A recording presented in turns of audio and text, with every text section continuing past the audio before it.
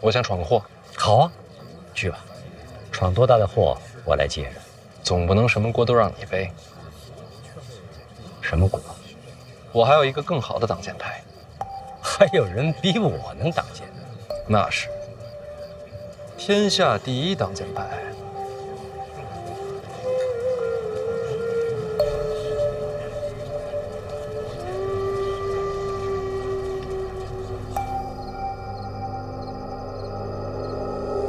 范闲让你传话给朕，哼，老奴也觉着匪夷所思。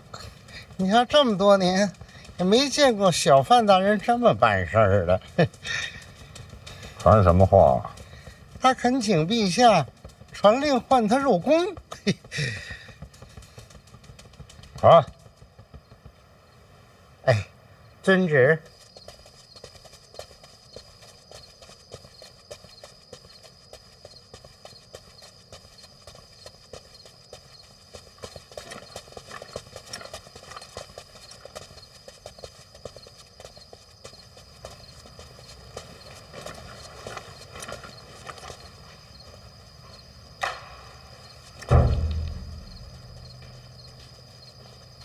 范闲，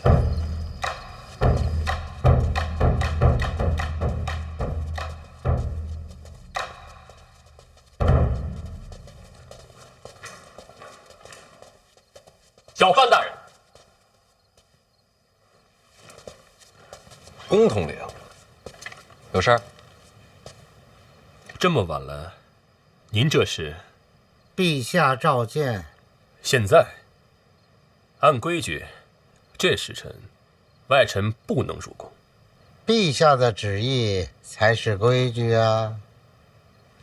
职责所在，公公见谅。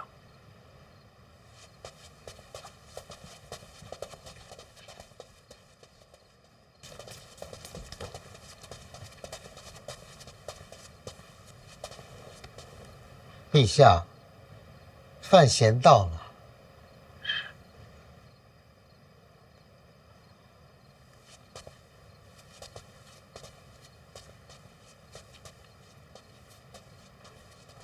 陛下，臣听闻您前些日子被火药炸了，臣是心神不宁，特地调配了一些烧伤药。还有啊，您每日操烦国事，臣还准备了一些安神补气的补药。这个每天晚饭后熬煮服用。这烧伤药是外敷的。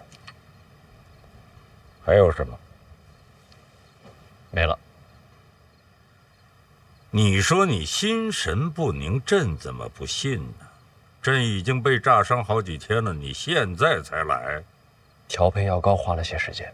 还有，你想让朕召见你，干嘛绕这么大圈子？给谁看呢？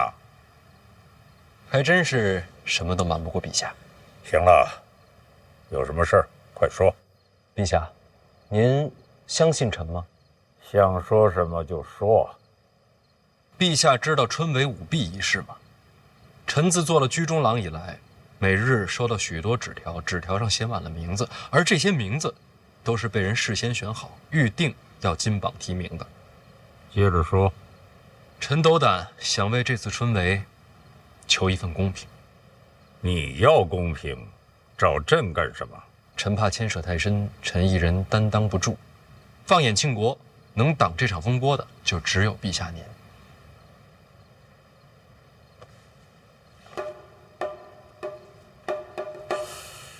你是想让朕当挡箭牌？不是为我，是为庆国。你这口气怎么这么像赖明成啊？对赖明成的死，你是不是心有怨气呀？是。不该有。是。你倒挺坦诚。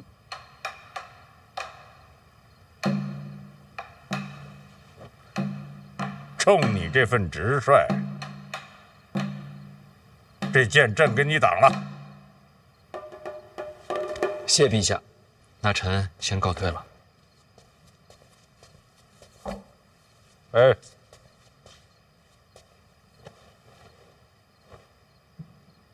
把药给朕敷上。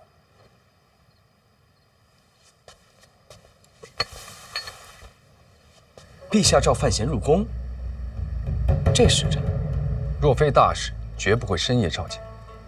没看错。宫典亲眼所见，他也觉得非同寻常，第一时间将消息传过来。那知不知道说了些什么？宫典说，连侯公公都出来了，里面说了什么，再无第三个人知道。连侯公公都出来了。可以了，让宫典到此为止，不要再继续往下问。他的身份至关重要，不到万不得已，不要再向我传讯。是。就是不知道陛下到底和范闲说了些什么。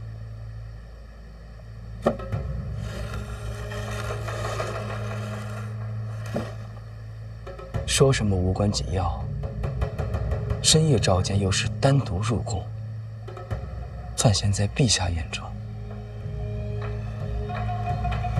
过于看重了。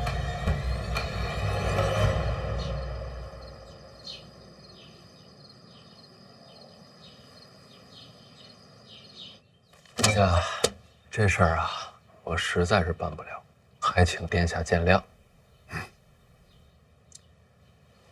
听说陛下昨日召你入宫了，确有此事。那陛下有交代什么吗？陛下什么都没说。什么都没说。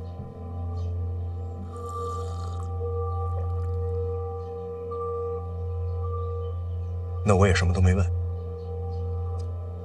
殿下，这次春闱啊，还是各凭本事吧。本该如此。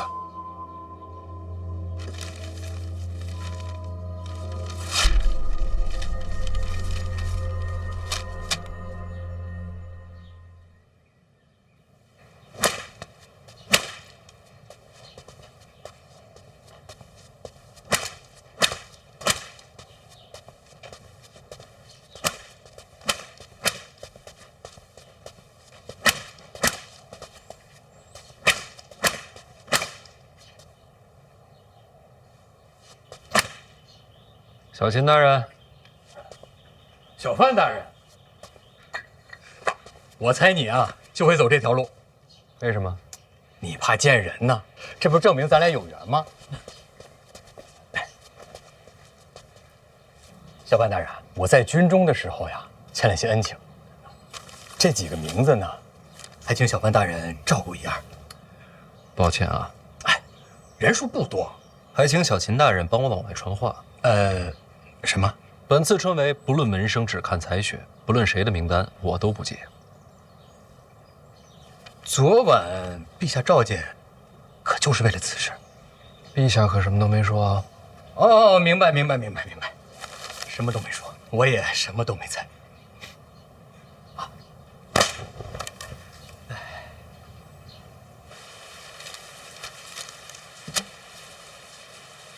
师伯，实在是不好意思啊，春闱这事儿啊，还得按规矩来。为什么要这么做？我也是情非得已啊。我知道陛下昨晚召你入宫，这会儿所有人都会认为是陛下让你如此行事。我了解陛下，以他的行事手段，要么动如雷霆，扫清一切，诸般弊端；要么草蛇灰线，伏没千里。哪怕水到渠成，也不会让人看透心中所想，绝不会像这样半夜急召，最后还不痛不痒。这不是陛下的手段，是你借陛下遮风挡雨。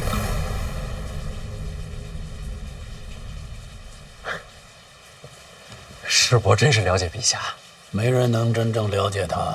经过历代君王，如今这一位，最难看透了。哎，事不过天了。别转话题，问你呢，为什么要这么做？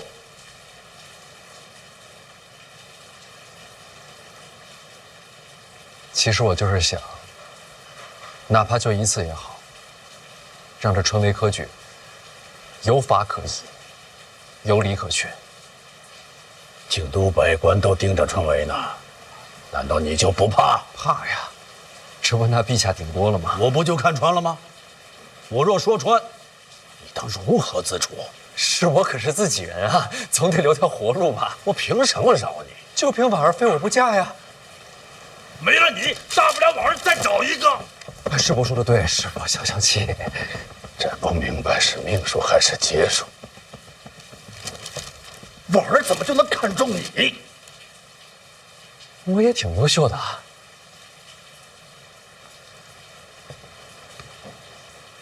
让春闱有法可依，图什么？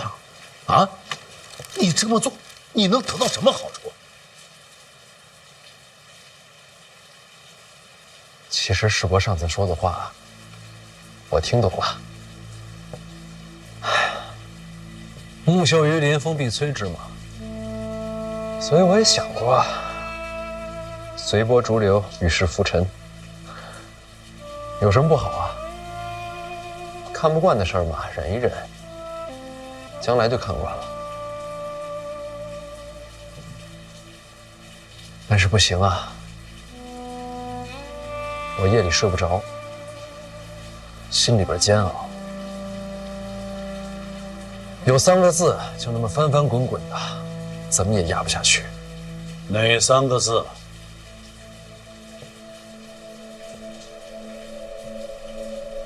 不公平啊！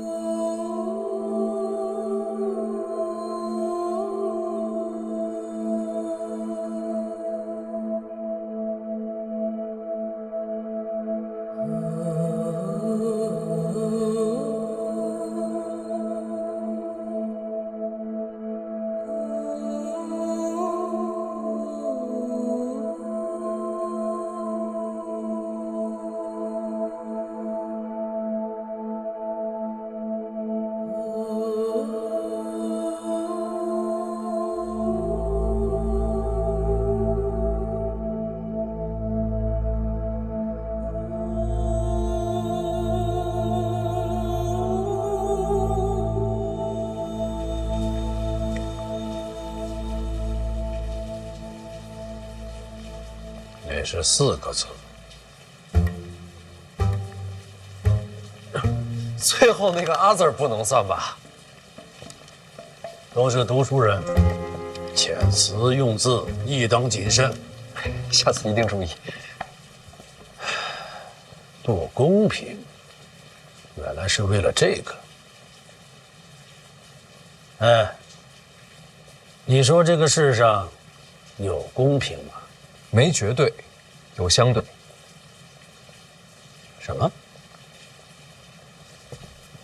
这个世界上没有绝对的公平，就好比有的人一生下来就家财万贯，有的人一贫如洗，有人才思敏捷，有人大智若愚。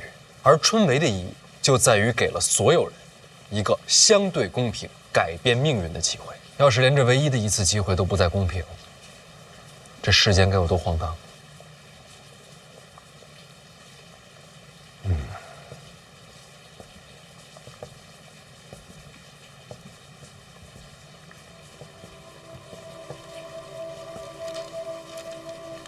好吧，就让京都公平一回。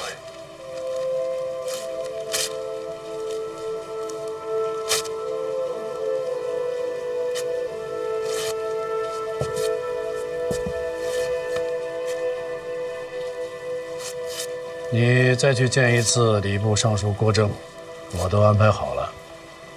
春闱的忌讳规矩问得详细一些。你为他们争公平，别让自己落陷阱。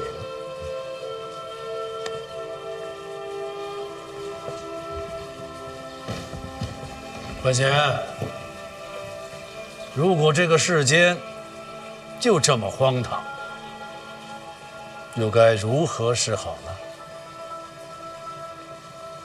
不用回答，问你自己。去吧。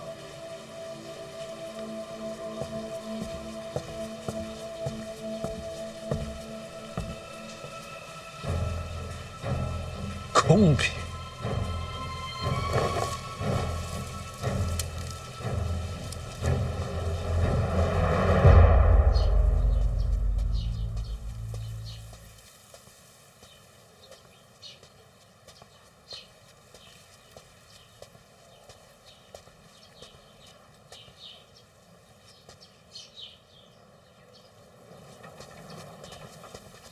小范大人，郭大人，又见面了。一直在等候小范大人。哎呀，这个郭尚书所知规矩甚多，我这次来找您呢，主要是想请教一下春闱相关的规矩。林相都提点过了，千万别说请教。小范大人那么聪慧，其实都可以自己参透的。我不过是锦上添花。早就准备好了。小范大人能者多劳，春闱之日，事务不少啊。开考之前要稽查举子之责，春闱3日要在场内监察巡视，春闱后还要监督胡明抄录。春闱科举是本朝第一大事，规矩忌讳多不胜数，光说不过来，就都写下来了。一应细则尽在其中。小范大人，只要费心看一看，可保春闱当日再无疏漏。如此厚恩，何以为谢？哎，小范大人，啥？过来啊，去那边。这柱子，啊，弄直，拿直。郭大人，哦，孙大人，春闱在即，忙啊，忙。您忙。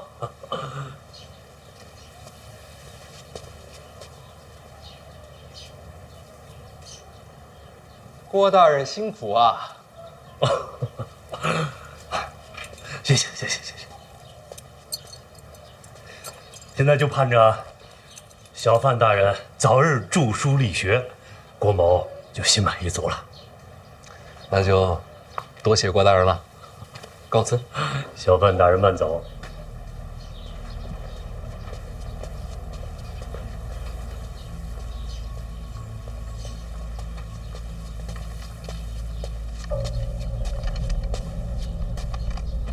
怎样？你在后面没听到？范闲身手不俗，小心起见，我可不敢靠近细品。可惜了，你没有看到小范大人感激涕零的样子，我那会儿都有点于心不忍了啊。你给他那册子都写了什么呀？春闱上的各种规矩细节，该写的我都写了，绝不能在文字上故意犯错。这是对的。范闲为人啊，谨慎得很。不过，像春闱这种大事，多多少少都有一些不该写的规矩。既然不该写，那就自然要留白了。还要请谢大人转告殿下，有我在，春闱上定让小范大人犯下禁忌，大罪不敢说，要让天下学子对其敬而远之。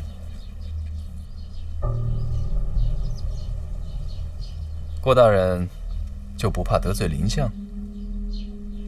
怕是怕，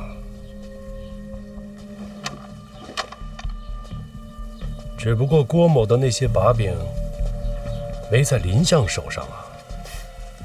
殿下说了，那都是往年的废旧账册，禁足之后，当亲自登门致谢上书，顺便把那些废纸都一并烧个干净。就请殿下等着看好戏吧。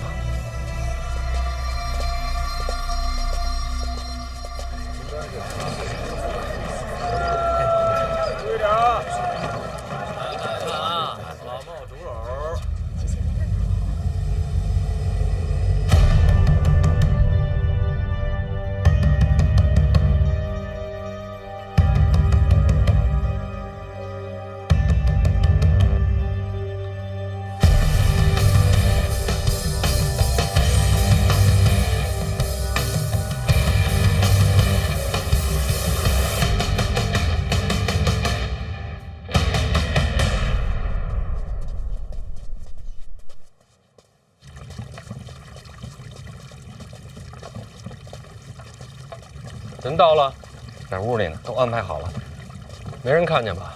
躲开了府里所有的人，您放心，没人看见。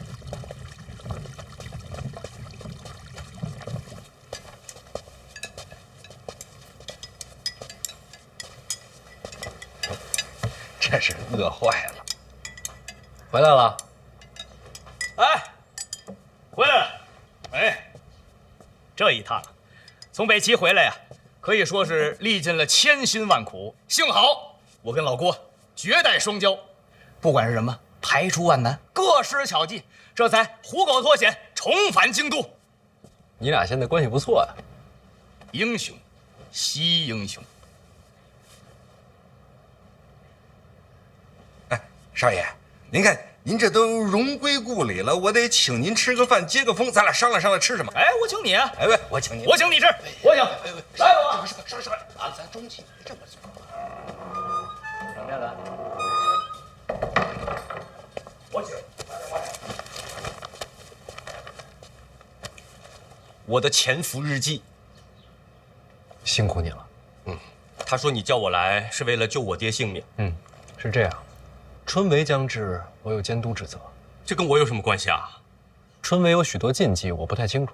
我也不清楚啊。但你爹曾是礼部尚书，你想要我爹帮你，所以让你回来，看见你，你爹才能放心。哎呀，这么早就开始计划应对春闱了？其实老二提出让我监督春闱之时，我就已经在准备应对之策。现在看来，时机刚好。你们啊，一个比一个心黑，是心细。行了，说吧，你打算怎么救我爹？我来安排。过几日先转入监察院打牢。那还能救得出来吗？我是监察院提司，你觉得呢？不过有一点啊，你爹结党的罪名并非是无限，我可以保他性命，但是再想做官，是不可能了。我知道，能保住性命就已经很不错了。我同我爹讲，让他把知道的春闱的诸多事宜跟你讲清楚。这是什么？现任礼部尚书亲手写的册子，春闱的诸多禁忌都在里面。但你不需要我爹了。恰恰相反，这册子就得你爹来看。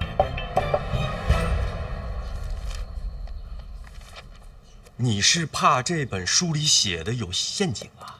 小心为上，有没有陷阱，令尊来判断。行，那走吧，去救我爹。哎，不急这一会儿。司者，这一路舟车劳顿，你们俩都辛苦了，先休息几天，注意别被别人看见啊。那是自然，十分小心。那我就放心了。来吧，首先欢迎二位回家。对。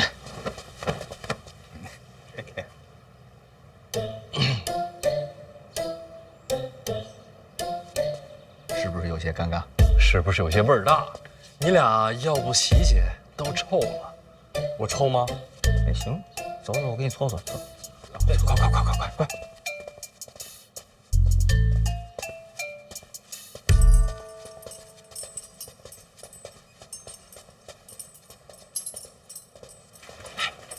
这怎么也没个守卫啊？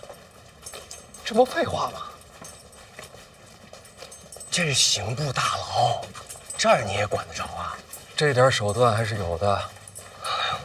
那你既然这么有手段，你别光想着给他送吃的，今天把他救出来得了。你别急啊，等转到监察院就好办了，就1-2天的事儿。放宽心，这回不骗你。你都骗了我好几回了。郭少，怎么你跟我说话，我就觉得味道不对呢？我洗过了。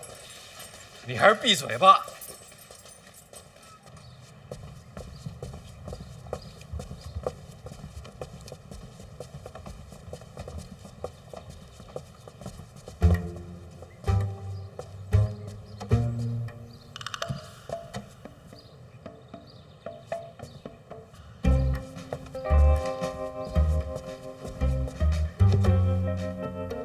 儿子啊，看你了。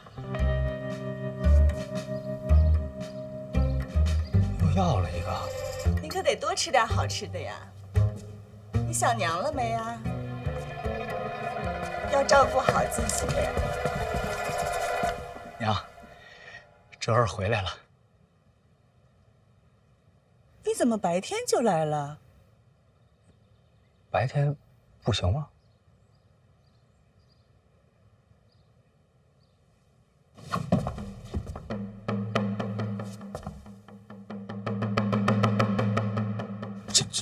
这什么意思呀？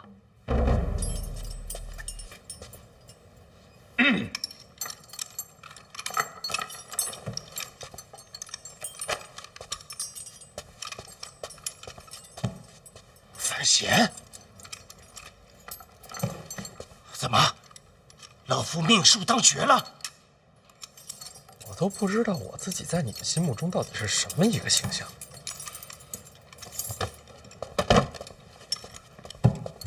爹，我来了，爹。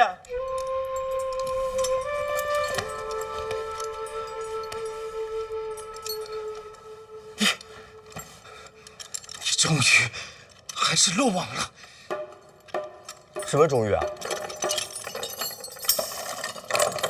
从你说要审死范大人，我就知道你迟早会有今天的。哎呀，老夫感谢范大人，还给犬子留了条性命。爹，行刺都已经过去了，我现在在他麾下做事。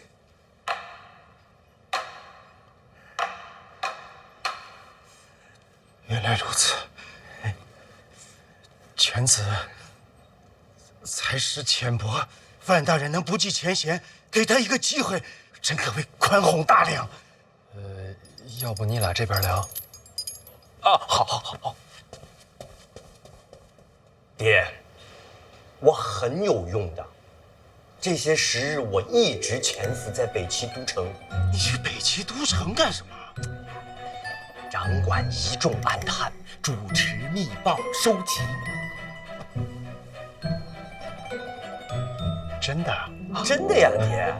我潜伏至今，毫无破绽。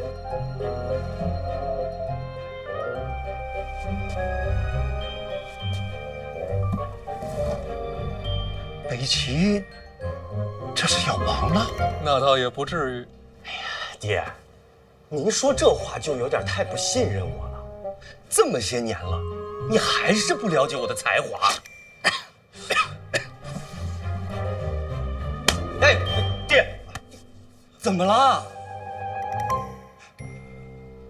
竟然不是做梦。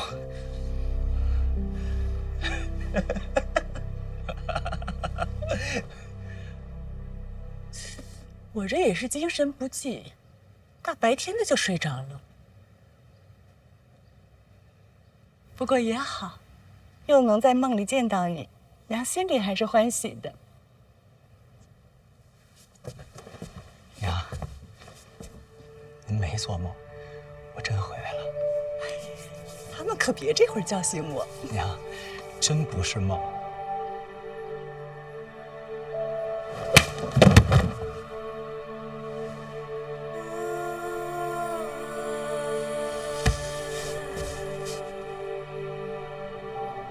娘，您打我干嘛呀？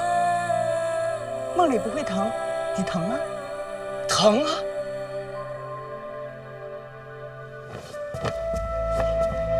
儿子，你真回来了，太好了！不是，那您做梦您打我也不管用啊！哎，别，娘，真疼！您别哭了。回来就好，我给你做好吃的。不用了，不能让他们知道我这回是偷跑回来的。原来长公主和二殿下才是同盟，这真是没想到。爹，二皇子跟范闲不对付，这次春闱是要给他下套。你帮帮他，他答应了，事成之后立刻放你出去。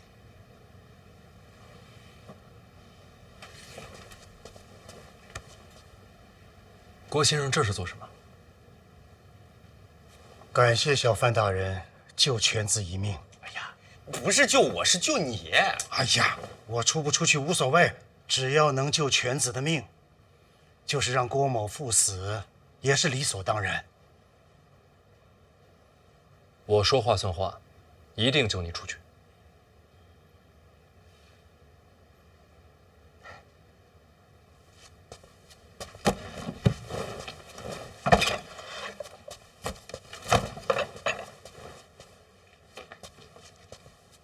方才听闻小范大人说，郭征送了你本册子，可否让老夫过过眼啊？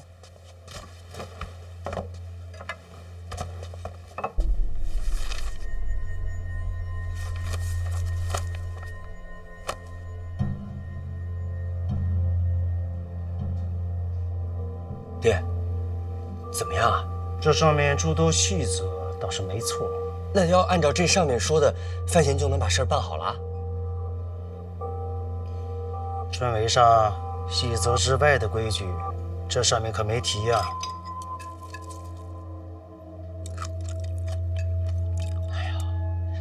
那他们就是要害你。这个郭征到底是谁的麾下呀？从往日看，并无头效之处。藏得深。哎呀，爹，那就别管他了，你快点把这个规矩跟小范大人说一说。事成之后，他还要救你出去呢。规矩不急，老夫问一句，这次春闱，小范大人有多少门生啊？我哪有什么门生啊？一个都没有。我年纪轻，也做不了做事。与考生无来往，这是好事，省了很多麻烦。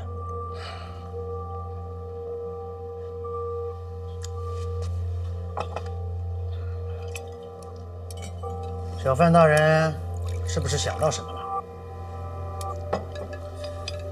前几日倒是见过几个考生，只是见，一起聊了会儿天儿，喝了酒。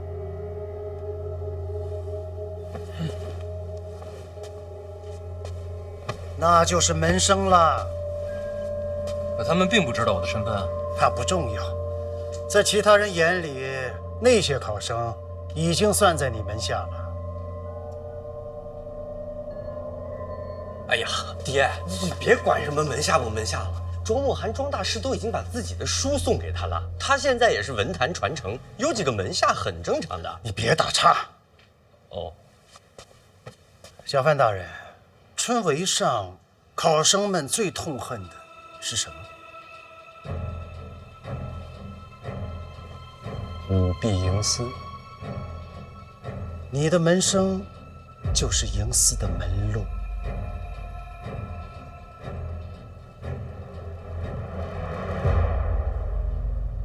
可是范闲他又没打算舞弊营私，我们有什么好担心的？有些事他自己不想做，会有人帮他做。为什么要帮他呀？你是怎么在北齐潜伏下来的？爹，我朝春闱跟北齐又有什么关系啊？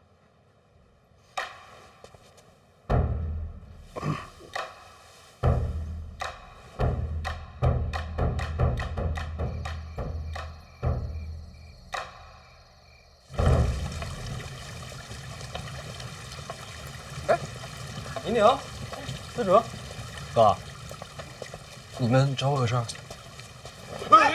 干嘛呀你？别架着我呀！怎么回事啊？我也不知道，放开我！这还憋着跟范闲争家产呢？你胡说八道什么呀？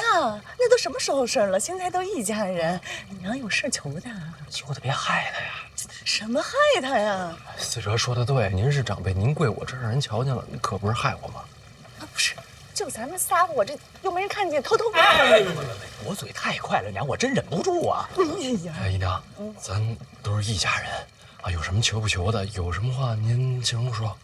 咱不坐着说啊！来，来，姨娘，喝点水。哎，谢谢哥。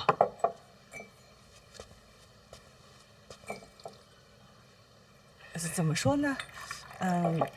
你看吧，姨娘我年纪渐渐大了。啊，姨娘永远年轻。你这孩子这么会说话呀？思哲要跟你一样就好了。他这孩子吧，从小就淘气，我有时候看着呀是真烦，可是看不见吧，我要想他，也不知道是不是上辈子欠他的。姨娘这是想说，能不能不让他去北齐了？姨娘放心，这次思哲回来，本来就没想让他离开京都了。真的？您还没问我呢，我要去北齐。范闲都说你不用去了。不是他让我去，是我自己想去。为什么呀？这次北上吧，其实我见识了不少，虽然是有些危险，也有点苦。所以你别去了呀。娘，你让我说完。但是我找到了我活着的意义。您看，过去我在京都待着，是又安全，也吃喝不愁，但是天天吃喝玩乐的，那活着有什么劲呢？我这回去了北齐，我感觉自己好像还有点用，虽然就帮庆国帮了这么一点点儿，但我觉得也够了。我不想再回到过去做那个无所事事、无人在意的范思哲了。那，你还去北齐？去做什么呀？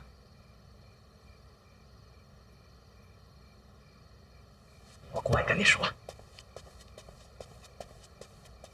哥，我听说你接管内库之后要和北齐通商，有这回事？这主理人想好了吗？还没想呢，我帮你想好了。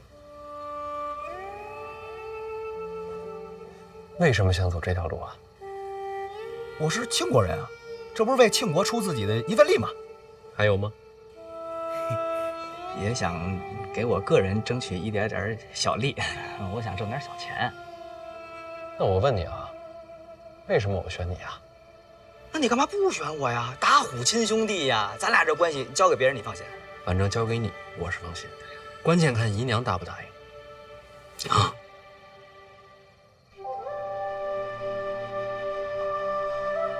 你打算什么时候走呀？您这是同意吗？我也想看你长大嘛。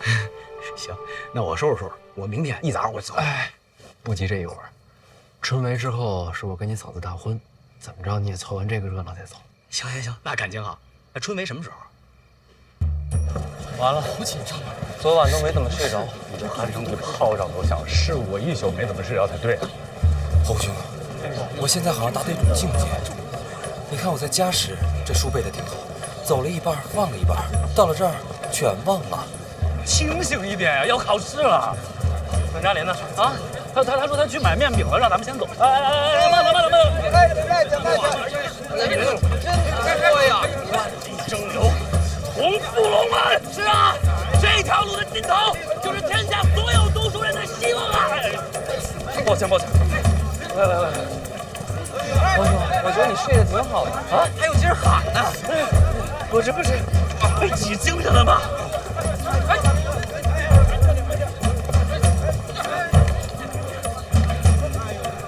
抱歉。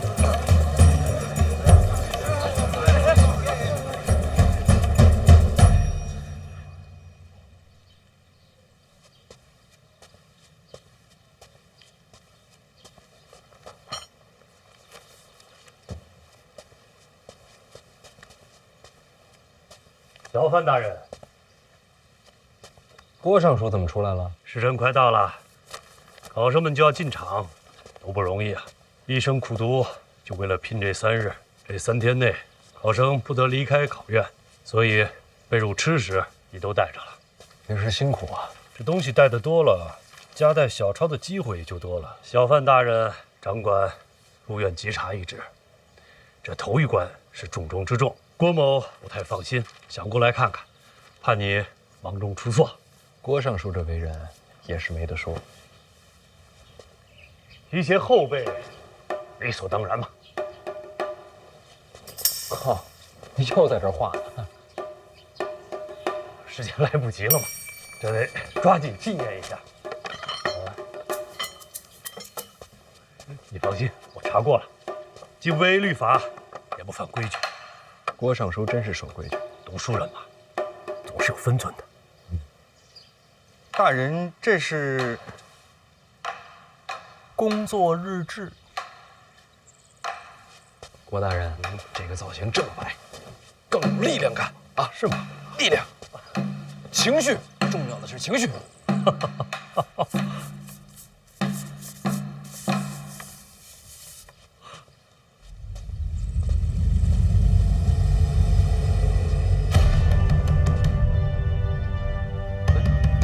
都这个时辰了，考生怎么还不来？小范大人有所不知啊，按照约定俗成的规矩，这个时候考生们都忙着过这个龙门桥呢。龙门桥。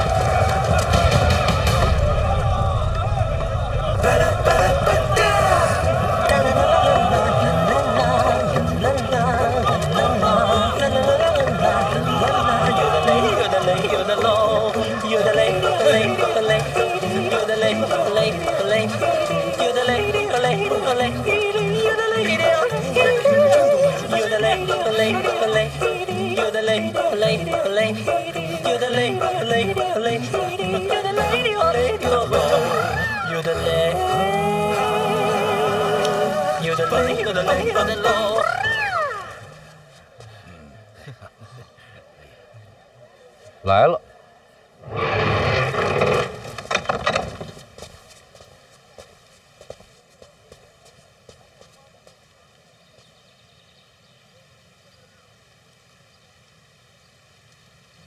诸位早上好，我是范闲，是小范师仙，未来的文坛宗师啊。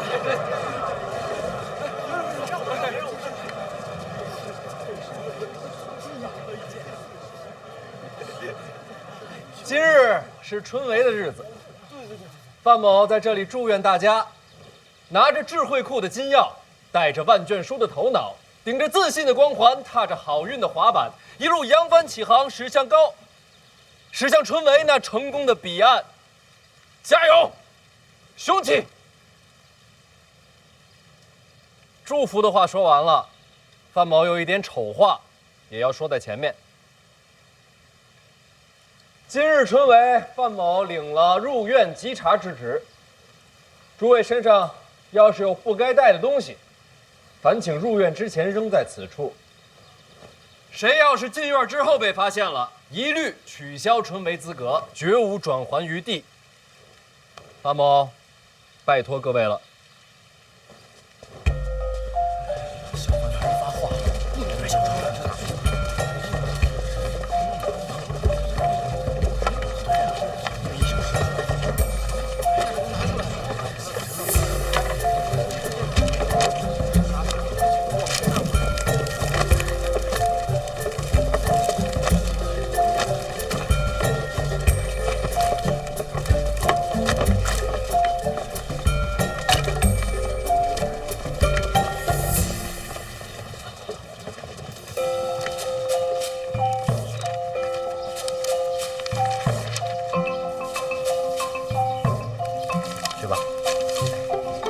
排队啊，一个一个来，东西准备好，查验身份。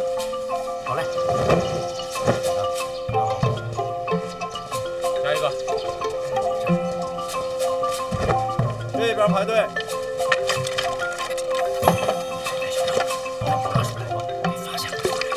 你的东西拿出来。郭尚书怎么能一直站着呢？来搬把椅子。不用，缓动作，还得重新画。一个一个来。小范大人，你忙你的，我这看看就走。郭尚书辛苦，应该的。用心查，查仔细些。好，下一个。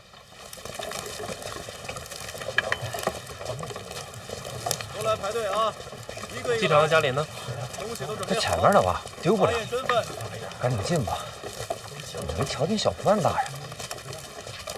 下一个。来，东西放这儿。还真有人夹带小抄啊！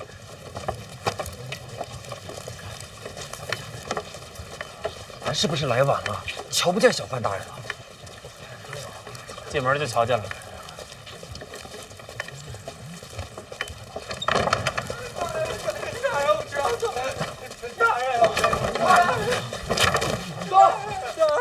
学生知错了，大人，学生知错了，大人。又是个藏小抄进考院的无耻之徒，活该，书都白读了。哎，就到我们了。听说小范大人会亲自稽查。哎，你说那诗仙，他得长什么样啊？再给我一次机会吧，大人，学生知错了。转过去。好，这边走。背书放这儿啊！哎，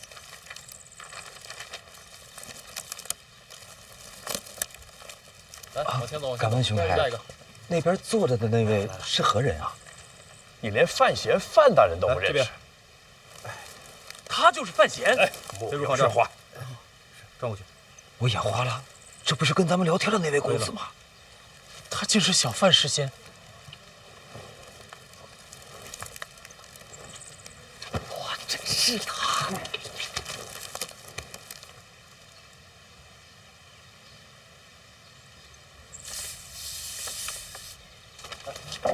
去！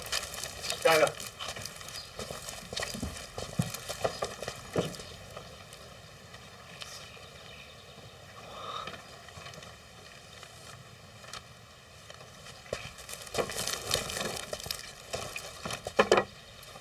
这是什么？哦，菜饼。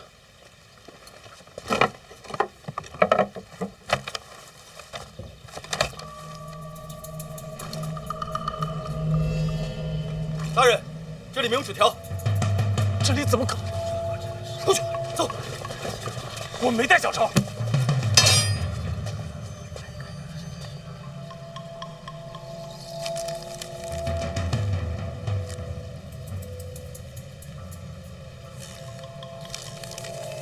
这是什么？胆子真大呀！这是不想考的呀。回大人，学生不知。学生当真不知此事。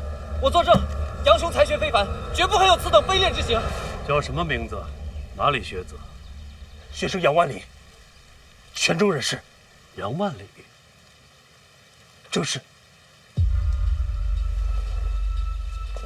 小范大人，这不是你的门生吗？范闲跟他们见过面，看来这4个就是小范大人看好的了，不被几个人给入手。 4个都下手，那就过犹不及了。挑1个。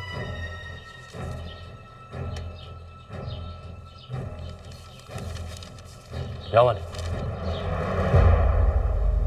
小范大人的学生不是，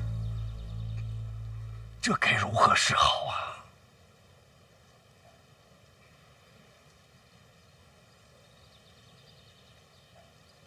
我觉着吧，春闱应该干净，是得干净。那就按规矩办。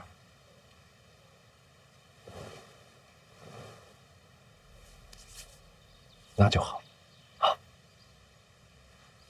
撤销泉州学子杨万里春闱资格，赶出考院，礼部记当，永不录用。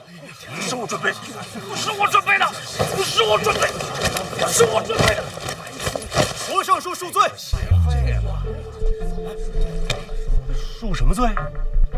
回上书，这东西是我方才偷偷塞进去的。这东西是你塞进去的？正是。为什么呀？在下从小读不进书，没前程可言，心里不平，就想坑个学生玩玩。什么叫玩玩？你想坑人？小人心眼坏。那怎么又站出来了？我看那个学生有些可怜，突然良心发现了。这不是纯胡扯吗？回上书，句句属实。此话谁能信？尚书，别生气啊！一把年纪了，再气坏身子。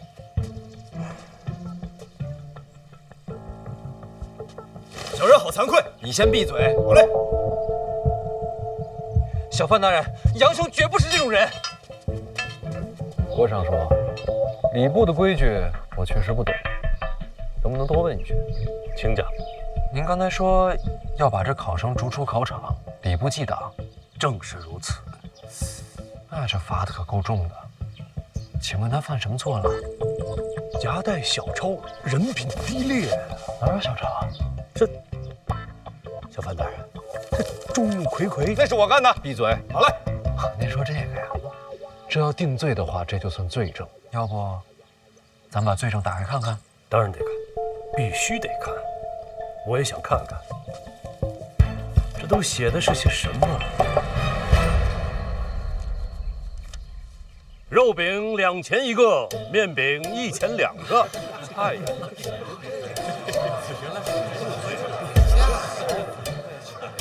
这饼价也是圣贤定的。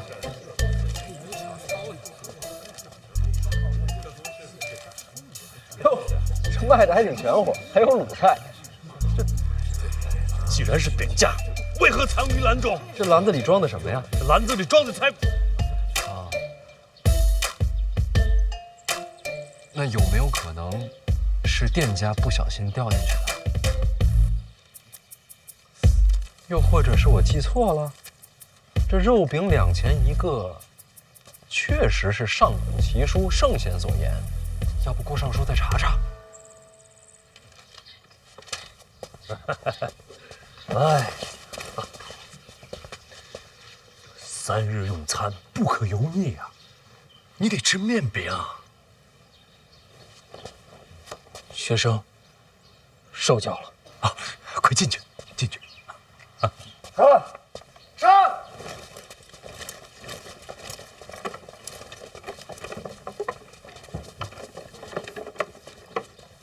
你又是怎么回事？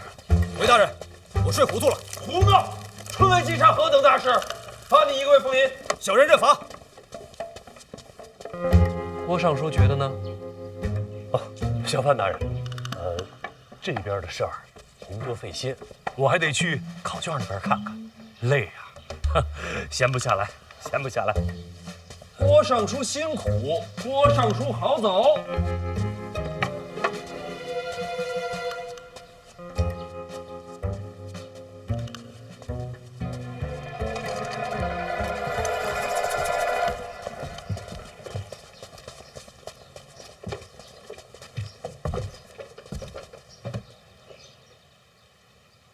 谁教你的？回大人，小人是凌相麾下。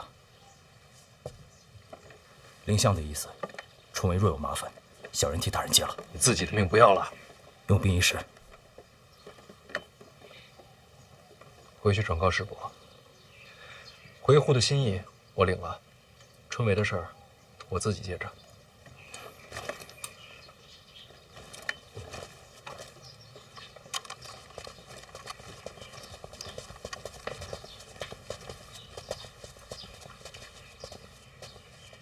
大人，邓子岳一路上暗中护着几位学子，只有杨万里被塞了职。谁干的？谢必安。那就没错了。郭征是老2的人。我这不是被挤进去了吗？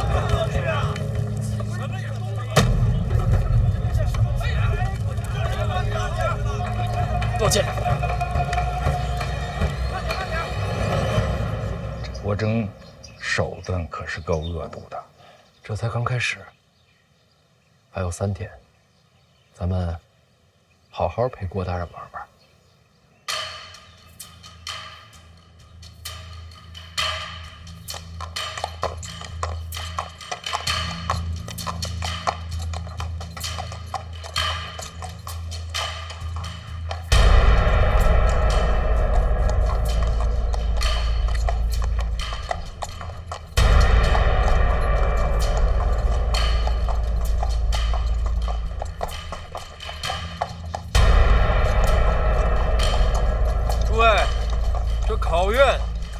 仅是你们的才学，也考你们的人品。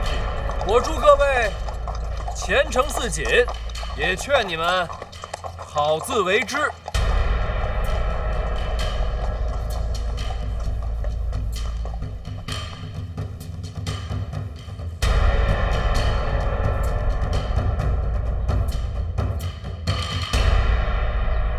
时辰到。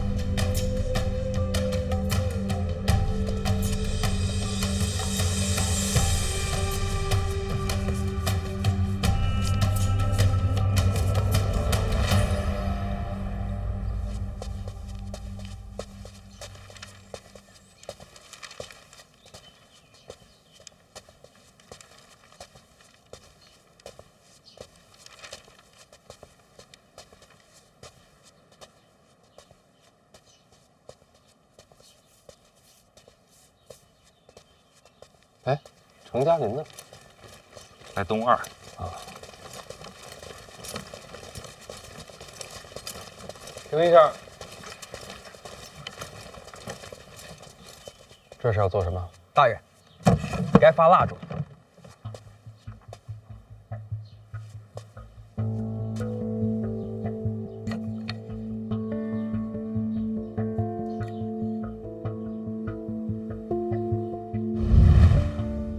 小范大人如今声名玉隆，权势滔天，对你弄点小麻烦，影响不大。想要你身败名裂，必须是大麻烦，而这第一件事就是火。考院内由礼部向各号房分发蜡烛，以职责而论，这件事必定由你经手。众考生挤在一起，若蜡烛动了手脚，什么后果？火灾。若几间号房同时起火，搞不好就是一场惨剧。想要毁了你的前途，就得要这么大手笔。我有耳。先别发了，别发了。考院巡查防火一事是重中之重，而郭征在这册子里却轻描淡写，一笔带过。我猜，这就是他给大人设的陷阱。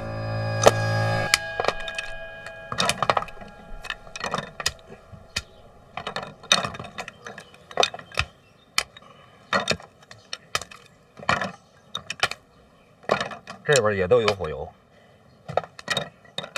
哎，大人，这即使掺了火油的蜡烛，那点着了也不过就是冒几个火星子啊，燃几个小火苗，它也不至于引起什么大火呀。不对，那要是考生在休息没盯着火烛呢？哦，那倒是。你想想，这考生们用火烛是做什么？那自然是因为考场内昏暗，把这火烛凑近考卷，照亮考卷之用。对喽，所以这火不用大，把卷子烧了，不就事儿大了吗？哎呀，那可是天大的事儿啊！听见没有？这批火烛不能用。大人，可是现在去哪儿搞这么多火烛啊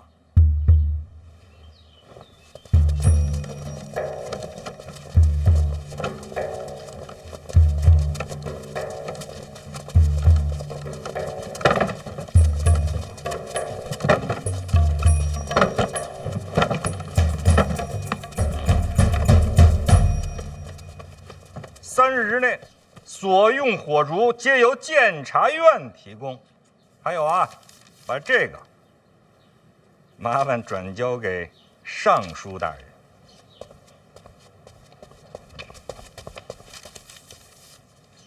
辛苦了啊！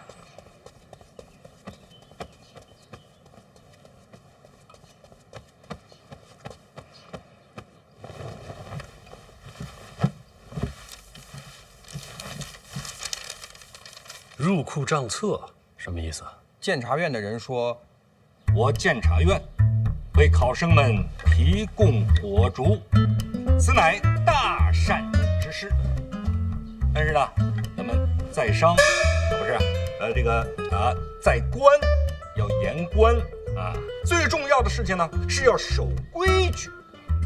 这春闱本是你礼部的差事啊，那这火烛之钱也应该由你礼部来承担。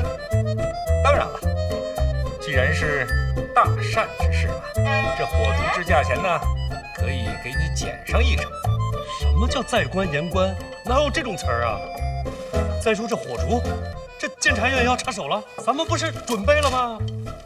小范大人也有传话，国尚说，这几日啊，范某心血来潮，掐指一算，您猜怎么着？火光之灾不吉利啊！我就想着把这些蜡烛全换了，用我监察院的，到时候再出什么问题，都算到范某头上。当然了，您要是不愿意的话，咱就把这礼部的蜡烛检查一遍，但凡没事儿，咱就用回去。您说好不好呀？这掐指一算是有点胡闹了。再说了，人家都说血光之灾，哪有火光之灾这一说呀？大人，要不咱们就按照小范大人说的，自家蜡烛再查一遍。这小范大人也是忧心国事，本质是好的。那监察院的蜡烛用用也行，那还得再付一笔银钱呢。照付吧。哎，等等，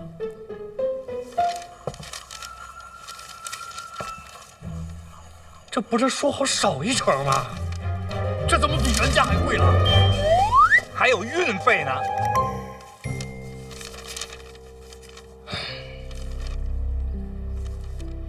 也不能耽误了考院学子，不是？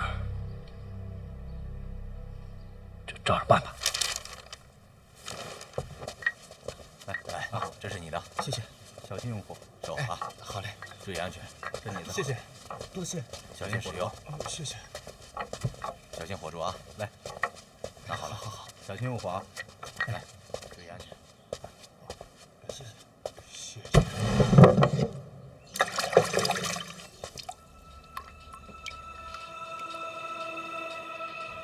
除火之外，还有个水。考院内的清水是为考生而备，既是饮用，也为防火。若是这水有问题，那全部的考生都逃不掉。大人，这水里有毒？那不至于，那就好。水放了很久，已经腐坏，绝对撑不过3天。按大人的吩咐，医术的水缸已经抬过来了，全换了。脚步倾斜啊！这次就别收运费了，都听大人的。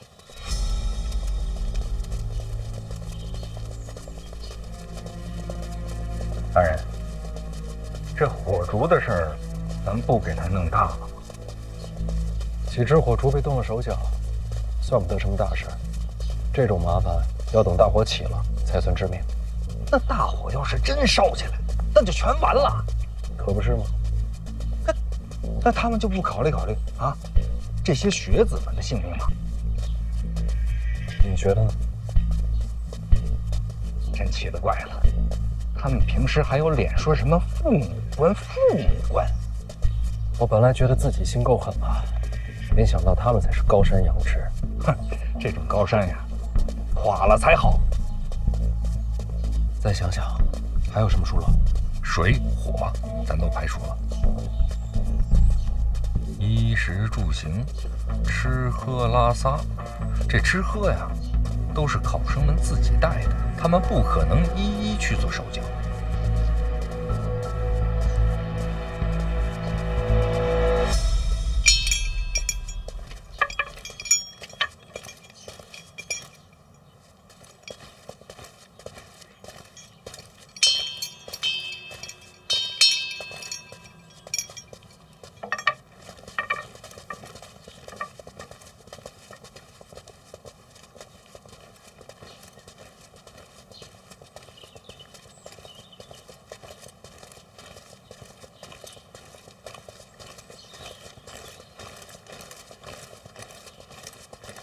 这是干什么去的？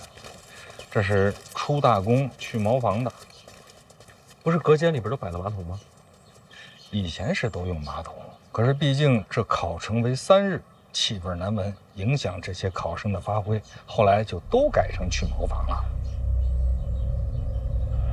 这就是避不开的地方。